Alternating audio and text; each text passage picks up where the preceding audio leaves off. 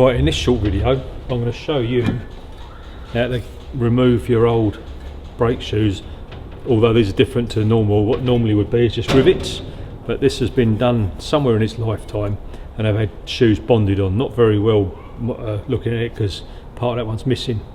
It fell off when I was sandblasting. But anyway, we're going to remove them, and then you can buy just the linings from SpareX. There's the number there.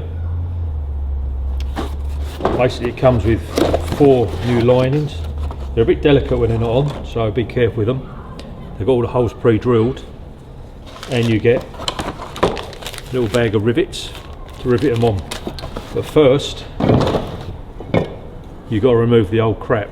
Now these were done pretty poorly by someone way back, because I've even left the old rivets in there as well, not even bothered to get them out. So I'm going to get this off. It's the first job. So what you'd normally use is obviously a drill, and you drill these little rivets out, but because this is bonded on, I've got to resort to a nice sharp chisel. So let's see if this little bugger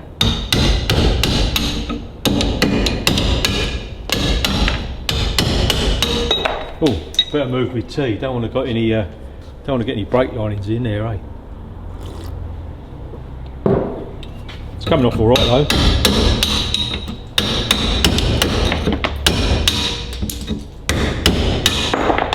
And probably won't want to breathe any of that in either. Chances are that would have been a bit of nasty stuff in there, but they are coming off very easy.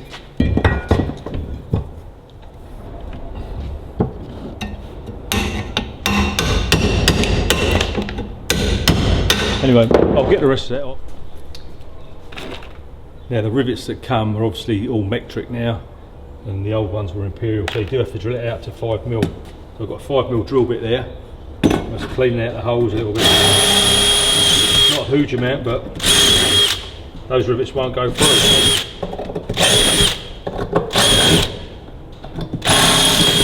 But now they will. Next thing is to give them a coat of primer and a coat of black paint so they look all pretty. So we're going to do that. So here you go. This is a coat of primer and a coat of black paint.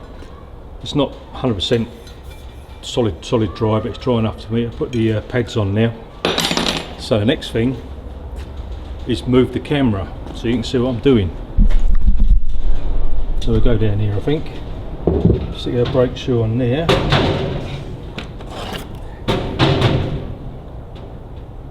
Windy outside.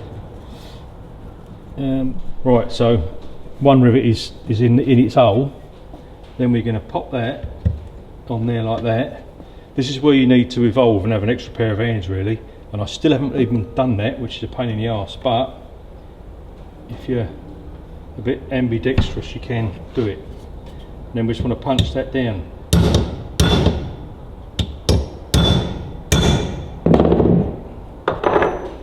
That's our first one in, like that.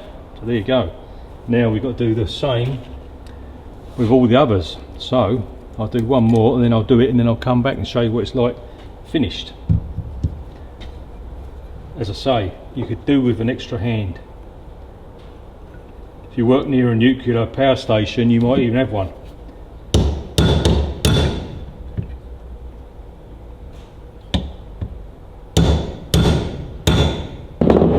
That's pretty much all you need to do, is just deform those rivets enough to hold in, and that's it. So do that another 2, 4, 6, 8, 10 more times, and our brake shoe is together with its new friction material. Be like a brand new one, look. So there you go, there's our first shoe done. All the rivets punched over, and there's absolutely no specialist tools required at all, apart from common sense. If you haven't got any of that, you're pretty buggered anyway. Well, there you go. That's how you do your brake linings, repaired. So I've got another 3 to do, and then they can go on the tractor, but that's pretty much that.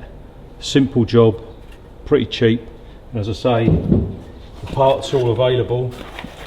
And just to go tell you the part number again, it's S4163, and you can fix up your old brake shoes. As long as they're not rotted away, they're all good to go. There's nothing really that can go wrong. there you go.